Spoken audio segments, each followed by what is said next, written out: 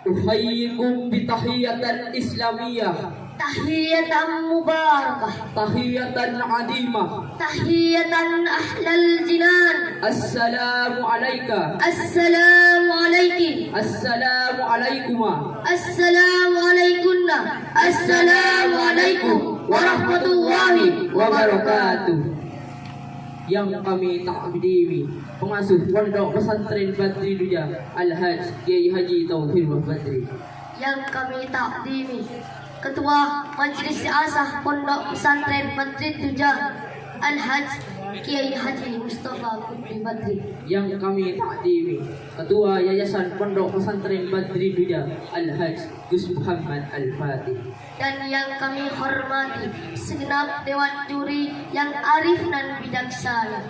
Bismillahirrahmanirrahim. Alhamdulillahi Rabbil Alamin. Assalatu wassalamu ala asrafil anbiya wal mursalin Sayyidina Muhammadin wa ala alihi wa sahbihi ajma'in. Amma ba'du.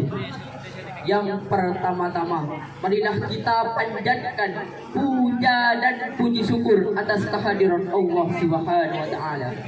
Dialah Allah, Tuhan seru sekalian alam. Dialah Allah, Raja yang menguasai segala kekuasaan. Dialah Allah, Raja di atas para raja, yang raja selain Allah budak. Dialah Allah, Zat yang maha kuat, Zat yang maha perkasa, yang kuat selain Allah, yang perkasa selain Allah lemah. Dialah Allah, Zat yang maha hidup, yang hidup selain Allah pasti akan mati, yang ada selain Allah pasti akan tiada, yang wujud selain Allah pasti akan binasa. Dan dialah Allah, di mana di malam yang mulia ini, di tempat yang penuh mubarakah ini, Allah sedang memandang kita. Allah pandang kita dengan pandangan rahmat. Allah pandang kita dengan pandangan kasih sayang.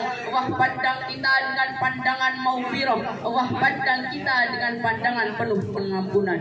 Kenapa para saudara? Karena kita telah mendapatkan keberkahan dan kemuliaan dari baginda Agung Muhammad sallallahu alaihi wasallam. Kedua kalinya salawat berbingkai salam mari kita haturkan kepada putranya Abdullah, buah hatinya Siti Aminah, intannya kota Mekah, berliannya kota Madinah, Habibina wa Safina wa Maulana Muhammad ibni Abdullah sallallahu alaihi wasallam.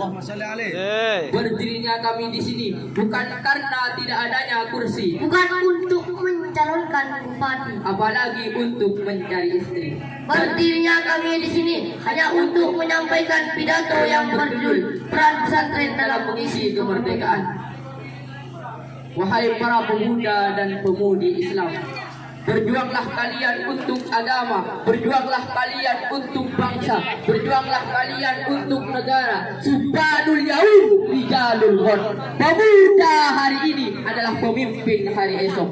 Engkau adalah ujung tombak bangsa, engkau adalah ujung harapan bangsa, engkau adalah ujung benteng bangsa. Oleh karena itu, kita sebagai santri tanamkan dalam diri kita jiwa dan ruh santri-santri dan ulama-ulama terdahulu.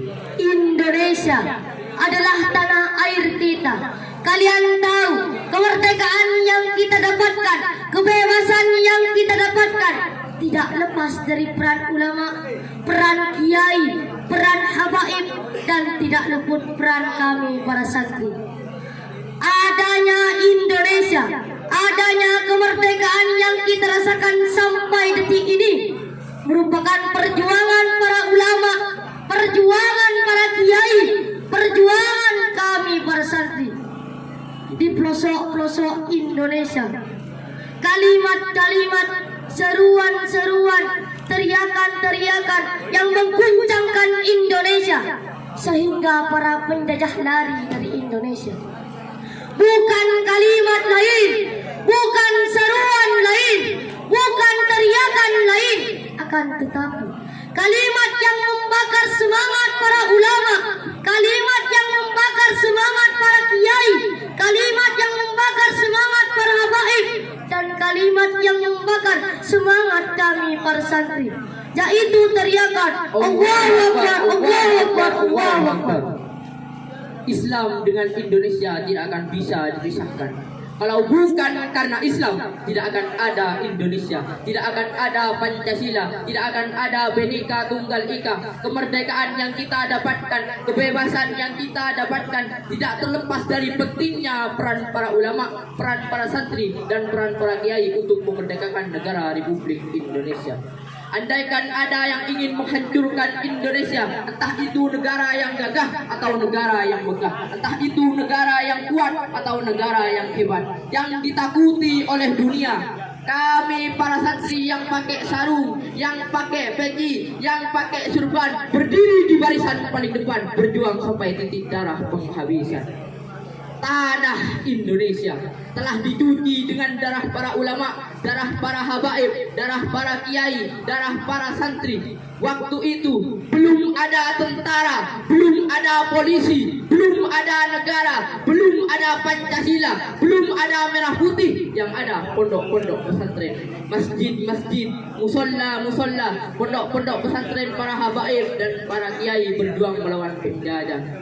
Santri-santri terdahulu malam mereka memegang pulpen, mereka murojaah, mereka mutolaah, mereka tilawatul Quran, mereka hifdzul mudud, mereka munajat, itu malam. Tetapi siang mereka tidak memegang pulpen. Siang mereka memegang bambu runcing, memegang pedang, berhadapan dengan penjajah. Mereka rela bersimpah darah, mengorbankan jiwa dan nyawa mereka untuk memerdekakan negara Republik Indonesia.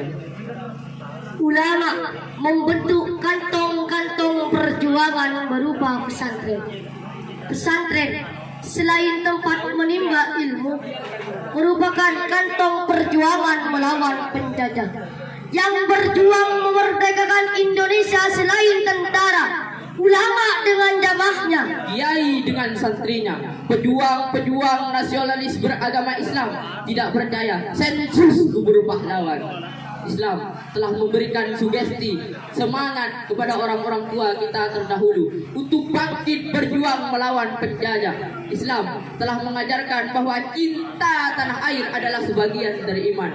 Hubbul watan minal iman. Tanah air kita bukan Palestina, bukan Arab Saudi, bukan Yaman, tetapi tanah air kita adalah Indonesia.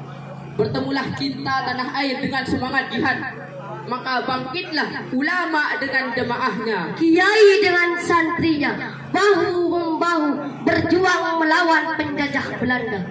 Hadirin rahimakumullah, dulu Bung Tomo pernah berkata, andaikan tidak ada kalimat takbir, saya tidak tahu dengan apa saya harus menggerakkan putra-putri terbaik bangsa. Begitu Allahu Akbar, semangat jihad menggelora. Belanda kecil, mati tiket ke surga.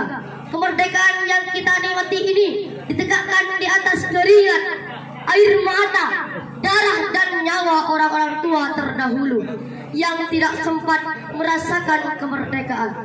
Kalau sekarang kita menikmati indahnya kemerdekaan, tapi jangan lupa, kemerdekaan ini bukan hadiah Belanda, bukan kado Jepang, tidak turun dari langit laksana turunnya embun di waktu malam. Kemerdekaan ini tidak muncul hanya dengan bim salabim abrakadabra, tetapi kemerdekaan ini adalah hasil dari keringat, nyawa, air mata, dan darah orang-orang tua kita terdahulu. Apalagi kita umat Islam Indonesia. Umat Islam Indonesia adalah umat yang paling dicintai oleh Rasulullah, umat yang paling diagungkan oleh Allah. As-Sayyid Al-Habib Muhammad Alwi Al-Maliki menceritakan, ketika beliau berziarah ke makam Nabi dalam keadaan sadar, beliau berjumpa langsung dengan Nabi. Di belakang Nabi ada ribuan orang, ada ribuan golongan. As-Sayyid Al-Habib Muhammad Alwi Al-Maliki bertanya, "Ya Rasul, siapakah orang yang ada di belakangmu ini ya Rasul? Ribuan orang ini, ribuan golongan ini ya Rasulullah." Kemudian Nabi Muhammad berjawab, Mereka yang ada di belakangku ini, ribuan golongan ini, ribuan golongan ini, mereka adalah umat yang paling aku cintai, umat yang paling aku rindukan. Mereka adalah umat Islam yang ada di Indonesia. Kenapa? Coba lihat di Indonesia ketika awal bulan Maulid, awal bulan Rabiul Awal, di masjid-masjid, di musola-musola, di setiap pesantren, setiap RW, setiap RT pasti akan mengadakan yang namanya Maulidir Rasul Muhammad sallallahu alaihi wasallam. Wallahu a'lam. Ihdinas siratal mustaqim wa akhiran udur maqala wa la tadur maqala. Wabillahi taufiq wal hidayah. Warida wal inayah. Summa assalamualaikum warahmatullahi wabarakatuh. Waalaikumsalam warahmatullahi wabarakatuh.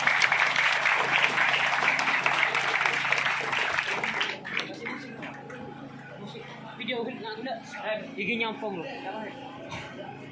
Ini